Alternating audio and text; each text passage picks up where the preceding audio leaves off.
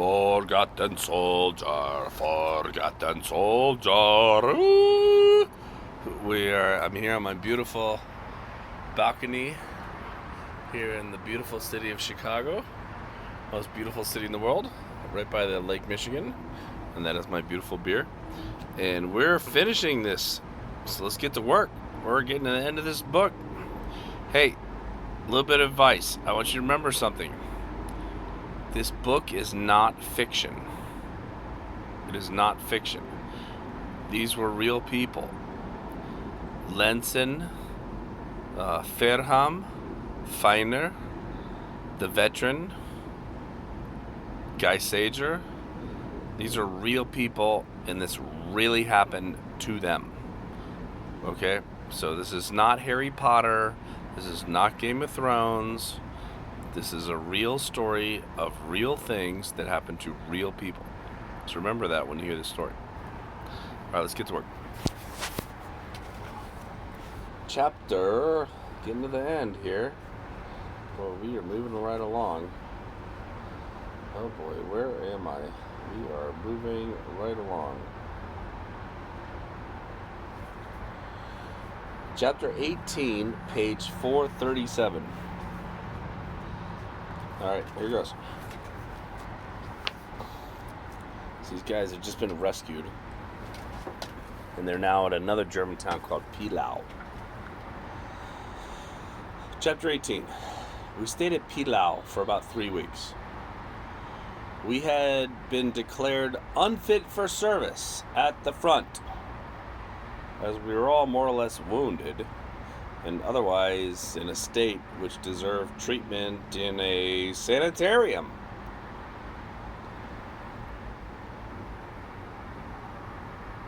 Our liquefied brains were no longer able to grasp what was happening to us, or what was asked of us.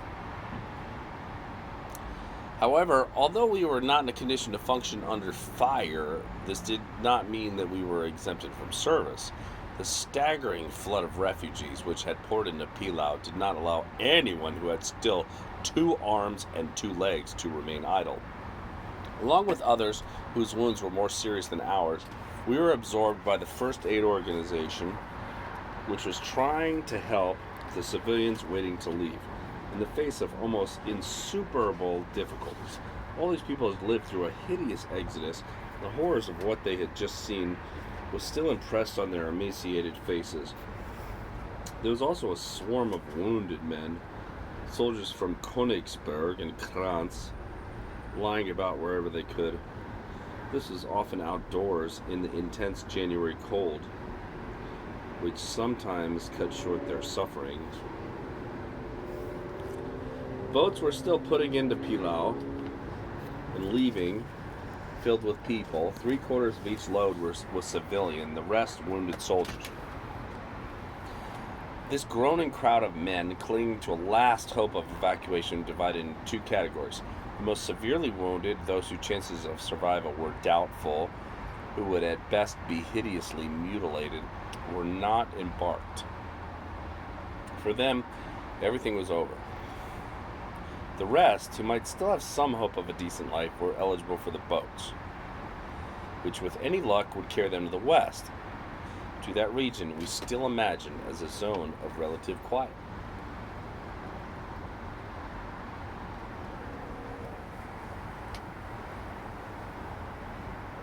For every 1,000 persons embarked on the ships, some 3,000 more arrived from the east, swelling the ranks of the mob which had turned to us for help.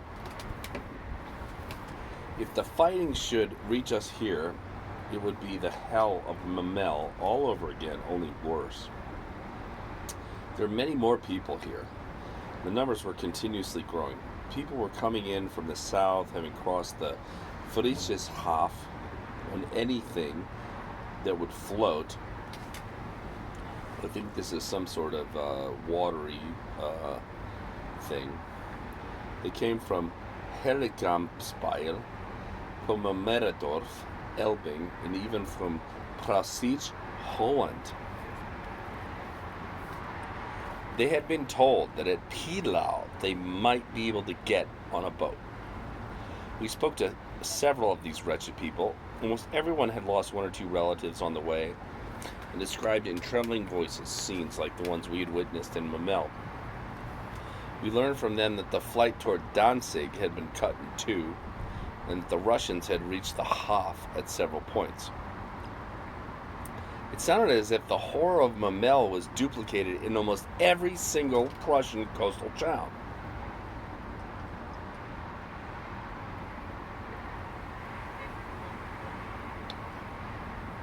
Swaying on our unsteady legs, we stared at the vast flood of human misery slowly washing toward the safety which had been promised. In spite of the most prodigious efforts, it was clear that these people could not receive even a tenth of what they were expecting. If their prayers had been heard, heaven would have opened to succor their misery. But nothing happened, and misery subsided only for moments at a time, as on the tear-streaked face of a child who'd collapsed into a passing sleep.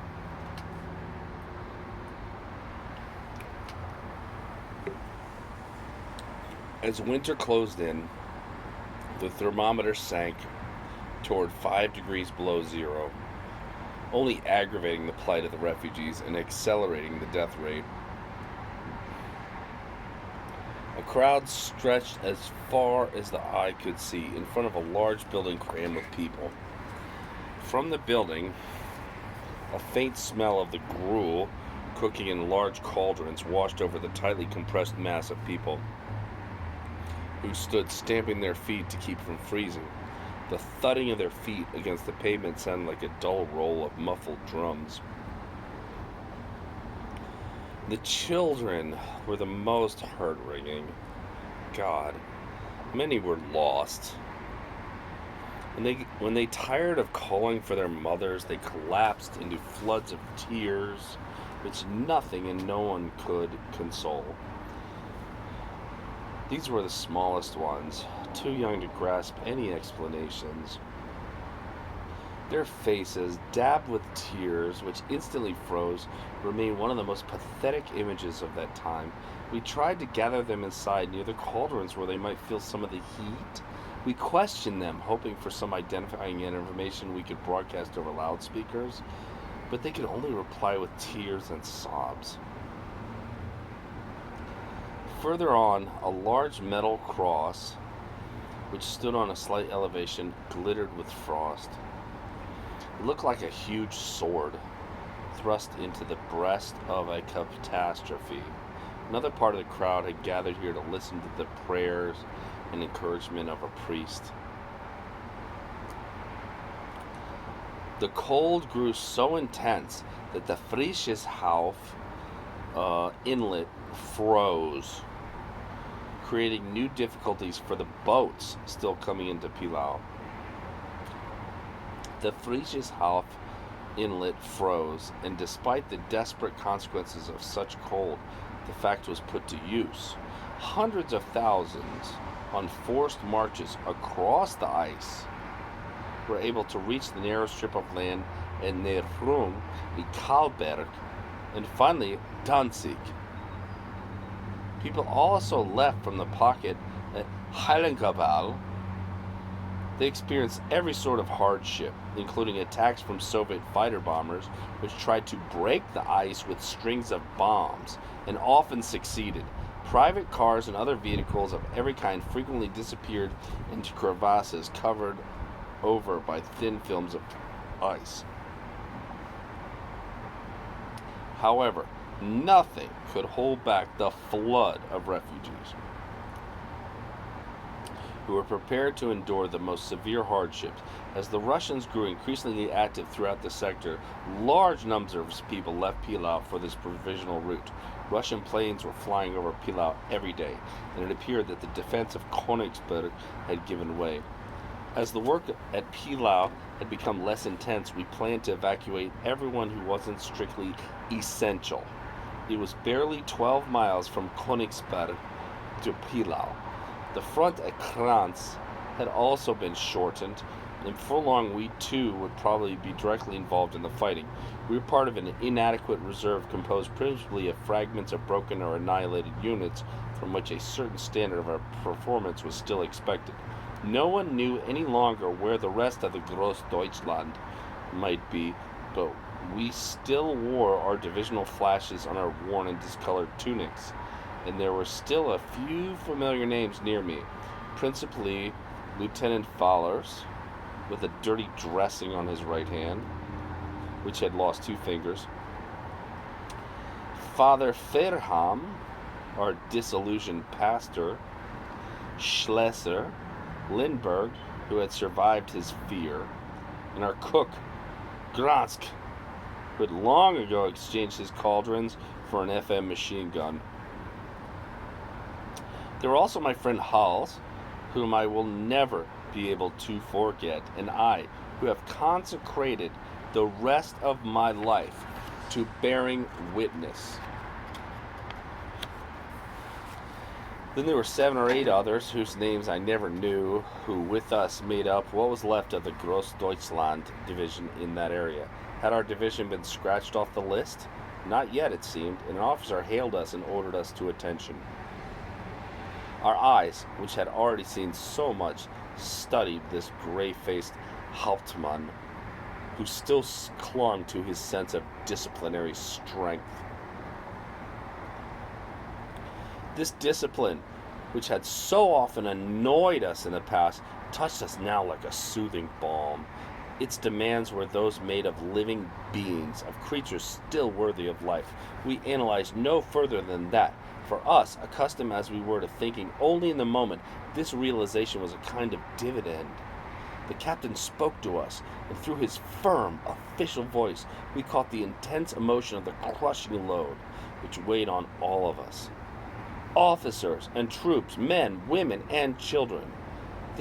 The time of boasting and gratuitous bullying was so far behind us that no attitude incompatible with the gravity of the circumstances was possible. A man was speaking to us as men. No one could evade the situation.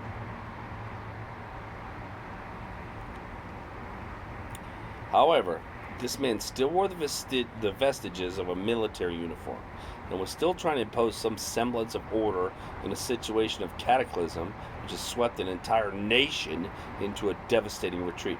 This man, who knew that everything was lost, was still trying to save the moment. He told us that we would have to withdraw, that we too would have to cross the ice of the Frisches Haff Inlet and get to Danzig, where several sizable fragments of our division still remained. He tried to tell us in a tone which was not peremptory that there was still work for us to do as part of a particular organization which could be found where he had indicated. He was not trying to spare us a worse disaster when he gave us those orders. The worst was everywhere, and there was no escape. The Hauptmann was already walking toward another group of men, saluting as he withdrew. So we started to walk. A violent wind swept the snow from the mirror-like expanse of ice. In the distance we could hear the gentle purr of the sea. Behind us, the steady roar of war. In the evening, we reached Frische Nachrung and the first anti-aircraft bunkers, which barely rose above the tar glasses, bent over beneath their burden of snow. To crown my personal difficulties, I fell and injured my foot. It was 40 miles across the Nehrung. I would have to make it anyway. For a long time now, I had known that fate was against me. I found a broken broomstick to use as a crutch. So many people had suffered and died in this place that my minor discomfort seemed almost indecently trivial. We progressed very slowly. The hollow of a battered, overturned boat sheltered us for a few hours. We were not the only ones to use it. A group of shivering civilians were already inside, groaning as they tried to sleep. I buried my head against Hals's shoulder, hoping to pass out, despite our wretchedness. We reached Karlberg toward the middle of the next day. The small town was overflowing with starving refugees. People with the faces of madmen were wolfing down the flour, which was the only food distributed to them. Cans of condensed milk were reserved for the children. Soldiers also had to stand in interminable lines to receive, finally, 2 handfuls of flour apiece and a cup of hot water infused with a minute portion of tea. Our exhausting march resumed among the pitiable swarms of faltering refugees. Twice we were attacked by Soviet planes, swooping low and scattering missiles which had been designed to destroy tanks. Each impact tore long, bloody furrows in the dense mass, and for a moment the wind was tinged with the warm smell of disemboweled bodies. Above all, I feared for the children, who could no longer understand anything about their situation. They didn't know that the planes were enemy aircraft or how urgently they were faced with cold and hunger. Everything was a misery for them, and each step a trap. The sky could make them suffer, and the earth hurt them. Their little hands and feet made them bite their lips with pain. These children were lost in a state of constant fear, which was justified by a world of horror which never let them forget their pitiable weakness. They stared about them with unseeing eyes at their swollen hands, which they wished were no longer attached to their bodies, at the people around them who should no longer exist, and at the frozen grasses trembling in the wind, which they would never again enjoy as part of an innocent game. I feared for these children, who were being punished before they had committed any crime, for whom the idea of existence would become synonymous with vengeance. I could do nothing but watch this tragic procession. Even my own life would be no help to them. I was not a redeeming Christ. In any case, I had discovered very good reasons for dying. We reached Danzig 3 days after crossing the ice of the Friesishafen Inlet. Everything was calm in the city, despite the tragic spectacle of hundreds of thousands of refugees. The war was to the south of us, so that we even escaped its noise, although frequent air raids struck at the heart of the crowded city. Danzig had become the terminal point of the Prussian exodus, and although huge crowds were living day and night without shelter, there was nonetheless a substantial and organized effort to help them. It was still possible to leave for the west by rail, and the port was still open to maritime traffic. We waited down by the docks in a dense mass of vagabonds.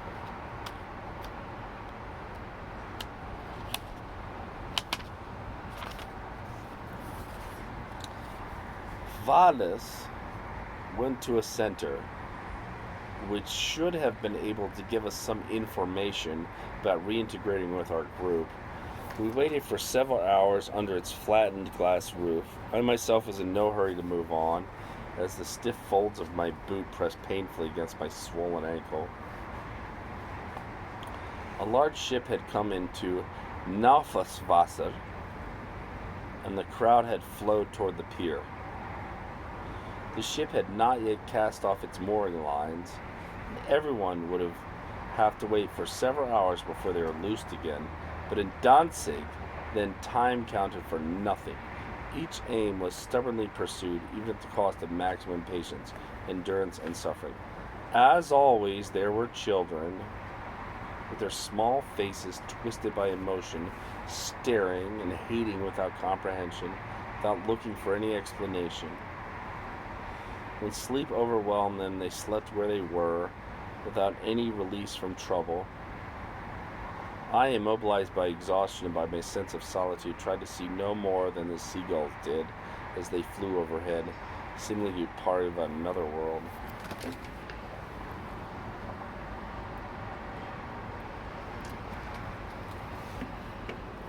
For 2 days now, we had been waiting for some information or some instructions under the shattered glass structure of the station. A wind, which made the inside as cold as the outdoors, shook the metal frame, loosening and scattering the remaining glass fragments. We had to keep walking and waving our arms to avoid freezing on the spot, as it was very hard for me to walk. My comrades gave me a permanent place inside, while they took turns walking through the rubble of the port. Finally, a piece of negative information reached us. There were no Großdeutschland units in Danzig. Perhaps they had moved on to Gottenhafen. Gottenhafen was several miles to the north, on the bay, only a short walk, if my foot would support me. With the aid of Hals and my broomstick crutch, I managed to cross part of the town. On the way, Providence intervened to help us. Some civilians who had been watching us from their house came out to meet us. It took us back indoors. The house was warm, and it seemed as if the gates of paradise had opened to receive us. There was already a crowd of people in the house, refugees from the east, including large numbers of silent children, who seemed to relish the wall bench on which they were sitting as if it was a marvelous toy. There was water in the house, and our host offered us the opportunity to wash. Fathers knew that soldiers had no right to the privileges reserved for fleeing civilians, but his dressing was a mass of putrefaction, and his body was so exhausted he didn't know how to refuse. Even I was able to soak my swollen ankle in a basin of hot water. The owners of the house insisted that we rest there overnight, and in the evening produce something for us to eat. We spent the night in the warmth of the cellar. Unfortunately, we were so unused to being warm that we couldn't appreciate it as much as we should have. We shook uncontrollably for seconds at a time, as if some form of warning system were on continuous alert inside our heads. Our exhaustion, which had been keeping more or less suppressed, broke out during this time of unaccustomed rest. Lindbergh trembled for a few minutes at a time. Hals felt so lost as he fell asleep lying down that he spent the night propped against the wall, whimpering. As for me, I was racked down the length of my body with pains, which seemed to rise and fall as I breathed. Were we no longer able to function like normal human beings? This was certainly possible. However, one development struck me as extremely favorable. The 3 hot soakings I was able to give my foot put an end to the trouble in record time. Perhaps when our body had been deprived of practically everything, they react favorably to the most elementary care. Then the most desperately wounded clung to life as if after a glass of schnapps and a promise. Today, a simple cold can flatten a healthy man for several days. Then we were certainly not supermen, but men in the most real and complete sense of the word. In the morning, we took leave of our benefactors, who told us that their last reserves had been exhausted, and that they were planning to leave Danzig and flee to the west while there was still time. With daybreak, which came late, the first fighter bombers appeared and attacked the port, and we said goodbye against the roar of explosions and the barking of flak. We resumed our march toward Gottenhafen, sharing the road with an unbroken column of civilians who were all moving west, as Danzig could no longer be considered safe. Others were moving north, following the coast to Hela, a port opposite Gottenhafen, which was used almost as heavily as Danzig. Gottenhafen, about a month before its destruction, was a collection point for wounded men who were then sent on to villages and hamlets inland. Others passed through it to continue on the next lap of their miserable route, as always on foot. Hela was the next stop, some 30 miles beyond Gottenhafen. We questioned the group of soldiers we met along the way. No one knew anything or had seen any trace of our unit. Someone suggested the assembly center, but when we got there, we hesitated to ask any questions of the harried officials who had been overtaken by the course of events. A rumor was circulating through the throngs of refugees. A large ship had been sunk a few days earlier, almost certainly after a torpedo attack. It had been crammed with refugees, believed to be escaping to a region of greater security. It was easy to imagine the horror of the scene in the black and icy night. The news of this disaster had been officially withheld. It had nonetheless perpetrated to the anxious mob for whom the sea route was the last hope of escape. The ship in question was thought to be the Wilhelm Gustloff. We had still been unable to obtain any information about our unit. Finally, we were reincorporated in a defense battalion, which, with civilian aid, was constructing a line of defense to the west of Sopot. We dug in some 20 miles inland. I had no idea where the enemy was, but it seemed to me that the positions we were organized faced the wrong way. Anti-tank and anti-aircraft guns pointed west and southwest, the only directions in which retreat was possible. I couldn't understand it, but that made no difference. It wasn't the first time, and others were undoubtedly thinking for us. Aside from the problem of civilian refugees overflowing from every farmhouse and outbuilding, life was much easier here. The Prussian farmers continued to function with order and discipline, despite the anxiety which visibly marked their faces. The future looked dark. The miracle which yesterday might have saved them now seemed much less possible. Despite orders to avoid despair and panic, and despite an effort to continue life as usual in the rush of exodus, these people are quietly and surreptitiously beginning to liquidate their stocks, rather than lose them to the enemy. Many cattle were slaughtered for food, which later proved to have been wisely done. A short time after that, cattle were collapsing and dying by the hundreds on the frozen soil. Despite the hard work and endless watches and patrols, we regained some of our strength on a diet which was no longer tightly rationed. Meat had the greatest effect on our physical wretchedness, and we absorbed it, as the war absorbed everything with maximum determination. Granst had returned to his old job, the cook. With the help of civilian volunteers, he set up a huge kitchen in an open shed. 2 trucks shuttled between Sopot, Gotenhafen, and Danzig. Ammunition for the front was organized here and transported in small loads. With the exception of a few air raids, life went on in a state of striking calm, which seemed incompatible with gravity hour toward the end of the war and the beginning of 1945. Even the cold had lessened, and we no longer dared look at the sky, which brought us such indecent clemency. We spent long hours engaged in activities created by the necessities of times, but which nonetheless seemed to us like a diversion. Then one day, toward the end of February, an organization which we thought no longer existed invited us back to Gotenhafen.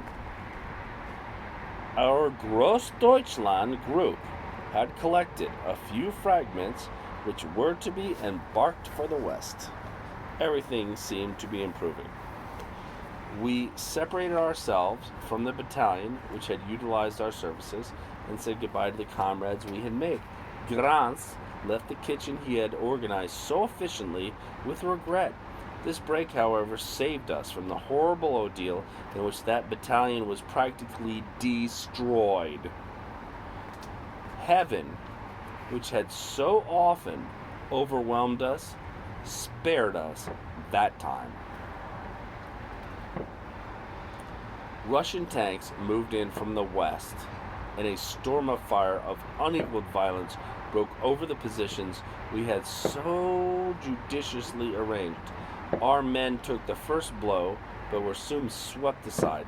The Russians suffered frightful losses, but as we had learned, this made little difference to them. From Gotenhafen, we were waiting for orders. The roar of the war rang louder than ever. Russian infiltration had penetrated to within 6 miles of the city, and our retreating troops were engaged in fierce fighting. Through the rain of shells which cut them down, the fleeing civilians entrenched in the countryside moved back toward the town. Large German battleships were firing from the sea at advanced Soviet positions. The ground trembled and shook, and any window pane still in place fell out. We were trying to impose some sort of order on the swarm of terrified civilians who wished to embark for Hela. Retreating troops were also arriving in the city, which indicated that we could no longer count on our barrage. The town was gripped once again by frantic panic, and the civilians making their way to the port completed the paralysis of the order which had been maintained until then only with the greatest of difficulty. Although we had all gotten our evacuation papers, we were rounded up once again and sent to Sopat to fill a gap in the line. We left Gotenhafen, where despair had assumed a pitch of delirious intensity. With dry mouths and rage in our hearts, we climbed into the civilian cars which were to take us to our new Golgotha. Through the windows, which we kept shut against the cold, we watched the sky, where flights of fighter bombers buzzed like enraged wasps. At Brosel, we left our cars to plunge directly into the rubble. The town rang to the sounds of an exploding universe. The Russians were attacking everything that moved with rockets and bombs, and their planes came over so low we could almost see the grins on the pilots' faces. When they had gone, we moved back to our rickety cars and started off again through the flying dust. The road was strewn with rubble, and several times we had to dig our way through. We also had to skirt the enormous shell holes into which we otherwise would have disappeared entirely. Our journey ended when we were dumped with our Panzerfaust on the edge of a small village. We could hear the big guns 10 minutes to the south. We ran toward a leafless hedge with a sidecar pulled up beside it. We thought we might receive some instructions, but we arrived too late. Both occupants of the sidecar had been shot. The driver had collapsed over the handlebars with his back reduced to a bloody pulp. The other man appeared to be asleep, but he too was dead. The burst sounded closer each time. We had never imagined the Russians were so close. Where were the rest of our men? Then we caught sight of them. We climbed over a garden hedge and came out onto a smooth piece of ground which sloped up to the continuous horizon, some 200 yards beyond and above us. Continuous trails of smoke marked the discharge of big guns and the impacts of their shells, and the gray sky was lit by flashes of white light. We had to reach that high ground, whatever the cost, and we all had our passports for the West in our pockets. I knew very well what kind of curse lay beyond the closed faces of each of my companions. As if the malevolence of the situation were drawing us on, we completed our progress with a series of carp-like leaps which were unknown to any system of physical training. 3 German half-tracks, which had been resuscitated from some unit, were pointing their DCA machine guns at some 20 motionless Soviet tanks, waiting on the brown and white ground. The soldiers, crusted with mud, crouched in shallow, hastily dug holes, pointing various anti-tank weapons at the monsters, which kept their distance. We had barely taken our place when a new salvo came over. First a burst, and then a thick fog of smoke rolling toward us, level with the ground. We could hear cries and moans from our positions. The half-tracks, which were more shelter, were also firing, and all further speech was blotted out. The Russian tanks, which still did not move, began to fire too. Some of them seemed to be paralyzed, and smoke leaking from their entrails mixed with smoke produced by our side, in which a general wind was blowing toward the enemy. Then an inhuman order sent us forward. As the tanks were not rolling toward our Panzerfaust, we had to go out to meet them.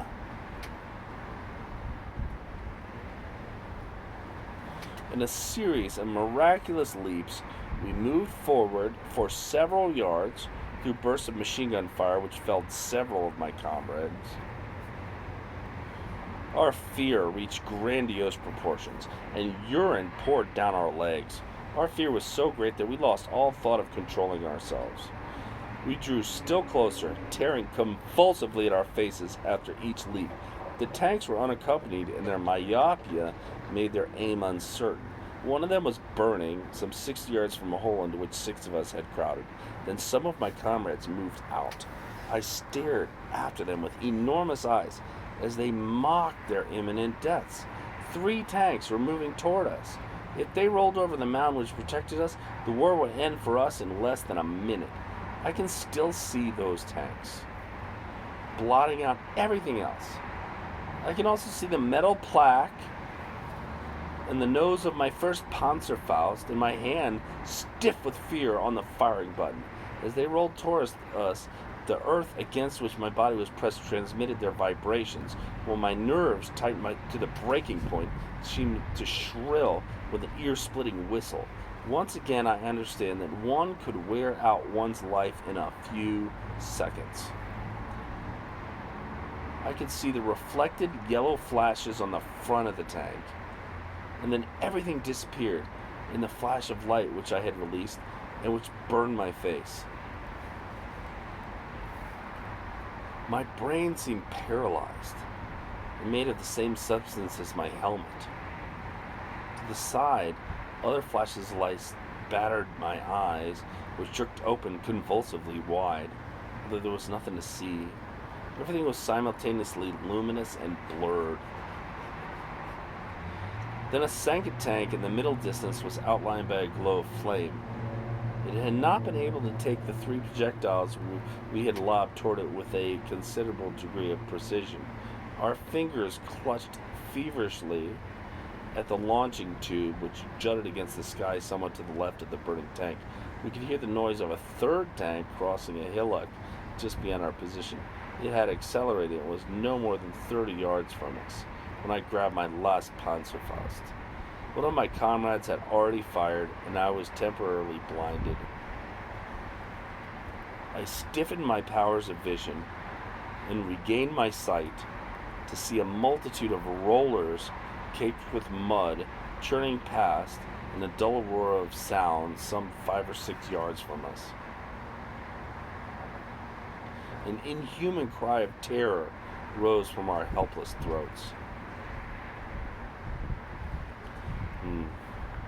The tank withdrew into the noise of battle and finally disappeared in a volcanic eruption which lifted it from the ground in a thick cloud of smoke. Our wildly staring eyes tried to fix on something solid, but could find nothing except smoke and flame. As there were no more tanks, our madness thrust us from our refuge toward the fire whose brilliance tortured our eyes. The noise of the tanks was growing fainter. The Russians were backing away from the stubbornness which the devil seemed to have instilled in us. We collapsed onto the icy ground, whose touch seemed gentle to our exhausted bodies. The first 3 attacking tanks had been destroyed. The others, from each of which we pulled a wounded man, had been stopped. The rest had no longer wished to expose themselves to a desperate resistance. They would undoubtedly reappear in greater numbers with the support of planes or artillery, and our despairing frenzy would count for nothing.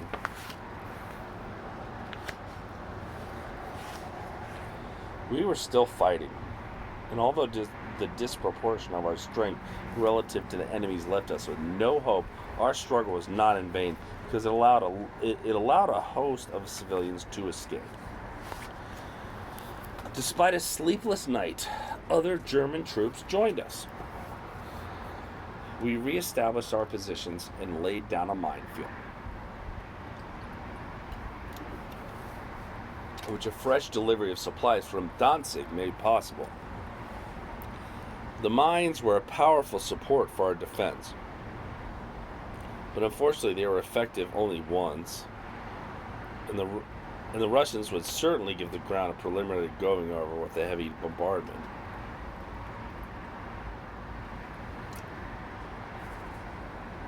For 3 days, the Russians had been launching intensive attacks toward the bay, attempting to cut off Danzig from Gotenhafen. Father Fairham had been seriously wounded, and once again we had been forced to give up some ground. This time we had the invaluable support of naval artillery. If the Russians had not been there with such vast quantities of men and material, they would probably have been obliged to withdraw. The remainder of our forces was concentrated on a small piece of territory. The Russians were using planes against us, and it was above all their air power that overwhelmed us in the end. As we stared toward the horizon, we could see the sledge projection had been eliminated. The territory in which even 6 months ago life must have had a certain regularity and sweetness was now experiencing an apocalypse. It was no longer possible to move during the day. The sky was constantly filled with Russian planes, which, despite the heavy opposition of our anti-aircraft defenses, always returned in constant increasing numbers. Our defenses, moreover, were continuously weakening as the evacuation of troops began. We were among the first to return to Gotenhafen, where certain sections of the city were already the scene of fierce combat. Within a few days, the appearance of the town had entirely changed. There were ruins everywhere, and a strong smell of gas and burning filled the air. The wide streets which led down to the docks no longer had any definition. The wreckage of the buildings which had once lined it was crumbling right across the roadbed, obstructing all passage. Along with the thousands of others, we were pushed toward a clearing with the rubble, so that trucks filled with civilians could get down to the harbor. Every 5 or 10 minutes, planes came over, and we had to freeze where we were. The street was strafed and burned 20 or 30 times a day. Only our memories of Belgorod and Mamel kept us from killing ourselves. We were no longer counting our dead and wounded. Almost no one was entirely unhurt. Heavily laden horses, which must have been spared by supply, pulled a continuous train of sledges loaded with bodies wrapped in sacking or even paper. They had to be collected and buried with a speed which rivaled that of the Ilyushin's airplanes' machine guns. Exhausted people stood stunned and motionless on heaps of ruins, creating magnificent targets for Russian planes. As a finishing touch, the horizon to the west and southwest was reddish-black. House-to-house fighting had already begun in the outlying sections of the town, while thousands of civilians still waited by the docks. From time to time, Russian shells reached as far as the embarkation area and exploded there. We were trying to snatch a short rest in a cellar where a doctor was delivering a child. The cellar was vaulted and lit by a few hastily rigged lanterns. If the birth of a child is usually a joyful event, this particular birth only seemed to add to the general tragedy. The mother's screams no longer had any meaning in a world made of screams, and the wailing child seemed to regret the beginning of its life. Once again, there was streaming blood, like the blood in the streets, and on this earth, where we had known so much suffering and where the appreciation of existence was continually spiraling down toward the abyss, whose depths I occasionally glimpsed. defining life as a mixture of blood and suffering and groans of pain. Hmm. A short while later, after a last look at the newborn child, whose tiny cries sounded like the tinkle of delicate glass through the roar of war, we returned to the flaming street. For the child's sake, we hoped he would die before he turned 20. 20 is the age of ingratitude. It is too hard to be leaving life at the moment when one so much longs for it to flower. We helped some old people whom younger ones had left to the mercy of the Soviets. In the darkness, lit up by flames, we once again performed our duty. We supported and carried the old people down to the port, where a boat was waiting for them. Planes passed overhead, and in spite of the blazing fires which lined the street, they once again scattered their load of death. They killed some 15 of our number. We had tried to pull the victims down with us on our several rapid plunges to the ground, but the old people were unable to follow us. It didn't matter, though. We saved a good many of them anyhow, finally hoisting them onto a trawler after getting them through the thickly packed crowd. The boat had to slip its lines while loading to escape an aerial attack. As we moved away from the shore, Fowlers ran back to the stern to see if the gangplank had really been drawn in. Then he came back to us, tramping through the refugees who crowded the deck. He looked at us as if he were about to speak. Then we all turned to stare at the flames. Do you still have our embarkation cards? Yes, suddenly. We all pulled out our tattered, filthy cards. I would have lost my head first before losing that, muttered Gransk, the cook. The water slid quietly by, less than a yard below us. The boat probably would have sunk if the weight of its human cargo shifted. No one moved so much as a finger. Once again, we had escaped the Russians and their fury. Page 450